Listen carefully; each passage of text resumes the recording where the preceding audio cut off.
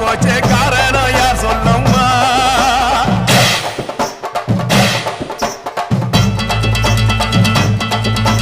சாத்தாவோடு கையில் சத்தம் முழங்கிட தாயணி பொங்கிடம்மா சாத்தாவோடு கையில் சத்தம் முழங்கிட தாயணி பொங்கிடம்மா சூளக்காளியே அத்தா தாயே சூளக்காளியே